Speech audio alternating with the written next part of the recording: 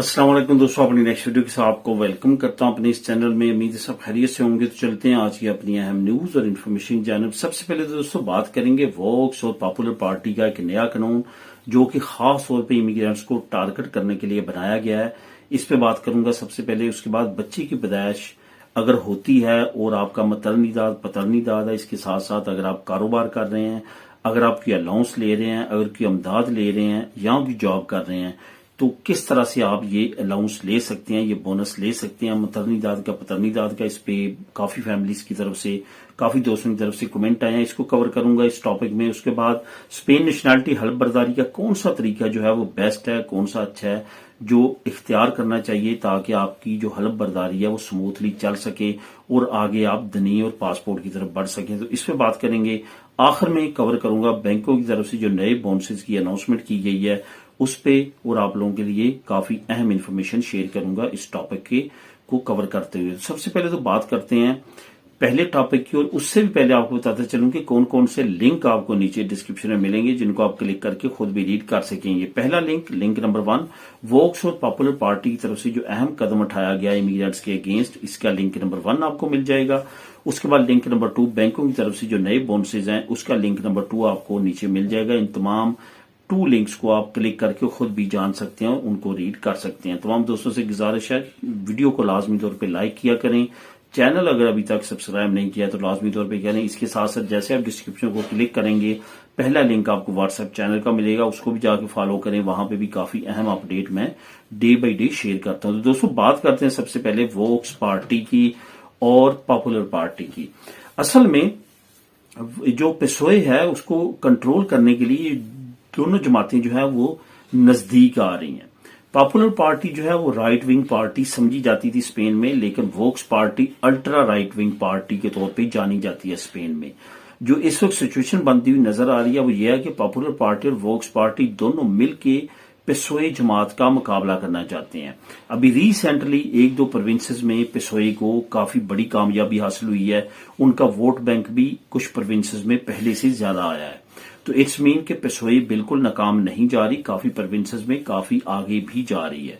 तो इस सिचुएशन में अब पॉपुलर पार्टी और वोक्स पार्टी को ये समझ आई है कि हमें मिलके लड़ना चाहिए, मिलके खेलना चाहिए। लेकिन दूसरी तरफ पॉपुलर पार्टी की जो सीनियर रहनुमा है उन्होंने खबरदार किया है कि इतनी ज्यादा नजदीकियां वोक्स पार्टी के साथ ना करें। ऐसा ना हो कि पॉपुलर पार्टी के जो वोटर्स हैं वो वोक्स पार्टी की तरफ चले जाएं। वोक्स पार्टी जो है वो पेशोए की बराबरी जो अभी पॉपुलर पार्टी कर रही है तो वो वोक्स पार्टी करना शुरू कर दे, क्योंकि इसमें कोई शक नहीं है कि सबसे ज्यादा अगर वोट बैंक छीना है किसी पार्टी का तो पॉपुलर पार्टी का छीना है वोक्स ने। क्योंकि राइट विंग पार्टी थी, एक नॉर्मल राइट विंग थी, एक अल्ट्रा थी। तो अल्ट्रा को अब वोट जो है वो पॉपुलर पार्टी के वोटर्स अल्ट्रा में जाना शुरू हो चुके हैं। तो इस सारी सिचुएशन को ये कैश करवा रहे हैं।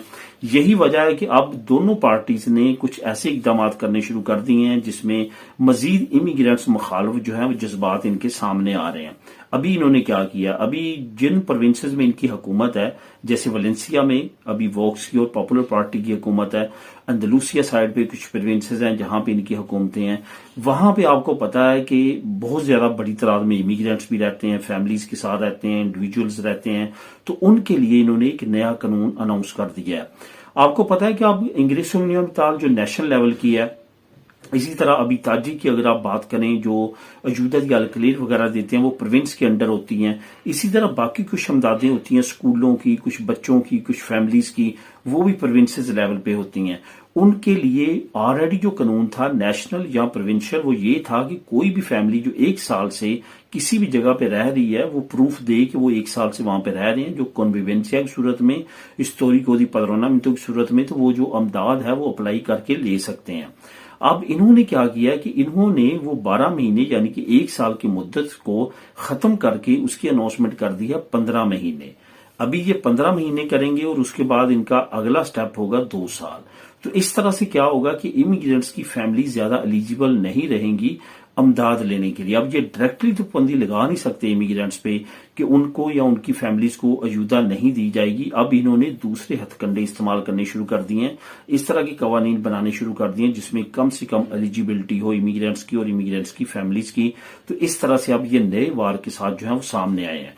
इन लोगों के लिए जो सबसे बेहतरीन इस वक्त सिचुएशन पेशोई की तरफ से आ रही है वो यही आ रही है कि जो भी सेंट्रल लेवल पे ये कानून ऐसा लेके आते हैं वहां पे इनको रिजेक्शन का सामना करना पड़ता है। जैसे रिसेंटली इन्होंने बुर्की का कानून लेके आए, सेंटर में कांग्रेस में फेल हुआ, पार्लियामेंट में लेके आए फेल हुआ, कतलूनिया में लेके आए फेल हुआ। अभी इन्होंने कुछ दूसरे तरीके अपनाने शुरू कर दिए जो कि आपके सामने है। लिंक नंबर 1 को क्लिक करिए, तमाम डिटेल आप खुद भी रीड कर सकते हैं। अब दोस्तों बात करते हैं बच्चे की पैदाइश।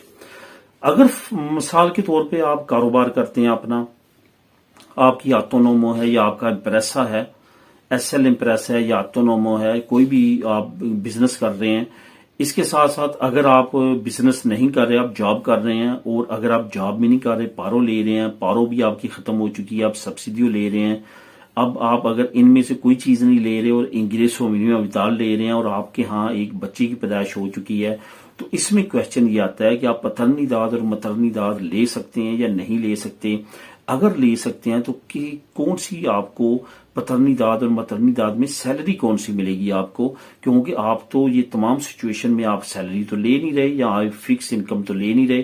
तो यहाँ पे आज हम बात करूंगा और इस पे काफी दोस्तों के कमेंट भी फैमिलीज की तरफ से आए हैं, दोस्तों की तरफ से, तो इसको बात करेंगे और आपको बताऊंगा कि क्या तरीका है और हुकूमत क्या चीज को कंसीडर करती है ये तमाम चीजों को करने के लिए। सबसे पहले तो बात करते हैं कि अगर आप कारोबार करते हैं, पारो पे नहीं है बल्कि आप कारोबार कर रहे हैं, आप ऑटोनोमो है या आपका एसएल इम्प्रेसा है, इम्प्रेसिव पे है, तो फिर आपका क्या है, फिर तो आपको रेंटे की बेस पे ये पतरनी दाद या मतरनी दाद मिलती है।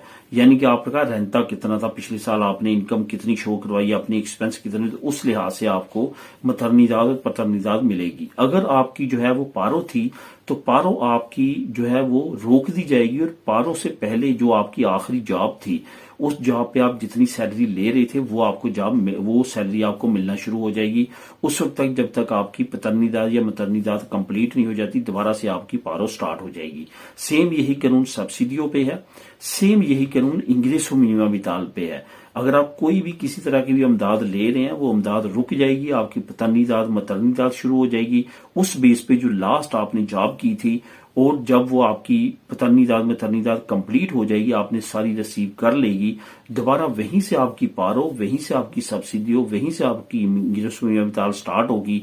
यहां पे उसको रोक के पतरनी दाद या मतरनी दाद शुरू हुई थी। तो इस तरह से आपकी बिल्कुल भी किसी तरह से भी आपको किसी भी जगह पे अनएलिजिबिलिटी का सामना नहीं करना पड़ेगा, बल्कि आप एलिजिबल रहेंगे अपने तमाम इन राइट्स के जो आप ऑलरेडी ले रहे हैं। तो दोस्तों ये है आपके क्वेश्चंस का जवाब। अगर इसके अलावा अगर आप कोई क्वेश्चन पूछना चाहते हैं तो नीचे कमेंट कर सकते हैं, मैं उसको आंसर करने की इंशाल्लाह ताला कोशिश करूंगा। अब दोस्तों बात करते हैं स्पेन नेशनैलिटी हलफ बर्दारी का कौन सा तरीका बेहतर है, इस पे भी कुछ दोस्तों के कमेंट आए हैं। एक तो बात ये मैं आपको बताता चलूं, वो जगह जहां पे ज्यादा इमिग्रेंट्स नहीं है, जहां पे आपको रजिस्ट्रो सिविल में लंबे लंबे सीटें नहीं मिलते, जहां पे आपको की प्रॉब्लम नहीं है, वहां पे आपको रजिस्ट्रो सिविल की तरफ ही जाना चाहिए। अब वो इलाके यहाँ पे बेशुमार रश है, जहां पे आपको सीधा 6-6 महीने का साल का मिल रहा है। जैसे कतलूनिया में हॉस्पिटालत का एरिया है, बादलोना का एरिया है, कुछ और एरियाज हैं जहां पे बहुत ज्यादा रश है, या उनकी अजंतामिंतो या रजिस्ट्रो सिविल उन पार्टीज के अंडर हैं जो कि इमिग्रेंट्स को पसंद नहीं करती, वो जानबूझ के आपको साल 1.5 लगा रही हैं। तो ऐसी जगहों पे अगर आप रहते हैं और आपकी मजबूरी है वहां पे खुरा मिनतो करवानी, तो फिर आपको नतारियों की तरफ जाना चाहिए। तो इस वजह से इस तमाम सिचुएशन को देख के आप खुद डिसाइड कर सकते हैं कि आपने खुरा मिनतो कहाँ करवानी है। अदरवाइज रजिस्ट्रो सिविल जो है वो बेस्ट होता है, क्योंकि नतारियों ने भी रजिस्ट्रो सिविल पे ही आपका तमाम फाइल को भेजना होता है आपकी खुरा करवाने के बाद, क्योंकि उनके पास सिर्फ खुरा करने के राइट हैं। आपका बर्थ सर्टिफिकेट तमाम डॉक्यूमेंट जो है वो रजिस्ट्रो सिविल ने ही तैयार करने होते हैं। अब दोस्तों बात करते हैं बैंकों की तरफ से जो नए बोनसेस की लिस्ट जारी की गई है। अब यहां पे आपको बताते चलूं कि बहुत सारी बैंक ऐसी हैं जो आपको आईफोन देती हैं, बहुत सारी बैंक ऐसी हैं जहां पे अगर आप अकाउंट ओपन करते हैं अपनी नॉमिनल का 1 साल के लिए, उनको कहते हैं मेरी नॉमिनल आपके अकाउंट में ही आएगी, मेरी यूटिलिटी बिल घर के आपके ही अकाउंट से कटेंगे, मेरा जो भी लेन देन होगा वो आपकी बैंक अकाउंट से ही जाएगा, और मैं आपका कार्ड ही इस्तेमाल करूंगा, जो आप डेबिट या क्रेडिट कार्ड मुझे देंगे तो वो आपको बोनस जो है वो ऑफर करते हैं, जिसमें आईफोन, जिसमें सैमसंग का टीवी जैसे लकाशा देता है, ऐसे ही 760 यूरो भी बीबीबी ने अनाउंस किया है। 600 यूरो के करीब जो है वो संतंदेर दे रहा है। इसी तरह से लकाशा ने भी कुछ और अनाउंसमेंट की है। एक काखा बैंक है, एक काखा मार बैंक है, यूनी बैंक है। ये तमाम बैंक्स हैं जिन्होंने काफी अच्छे अच्छे बोनसेज अनाउंस किए हैं। इनकी लिस्ट में लेके आया हूं। नीचे लिंक नंबर 2 में आप उसको क्लिक करेंगे तो तमाम इन्फॉर्मेशन आप वहां पे खुद भी रीड कर सकते हैं और अपने बोनसेज को वहां से रीड कर सकते हैं। और अगर आप चाहें तो उन बैंक्स में अपना अकाउंट ओपन करके इन बोनसेज को हासिल कर सकते हैं। मिलेंगे नेक्स्ट वीडियो में नई अपडेट्स के साथ। अल्लाह हाफिज।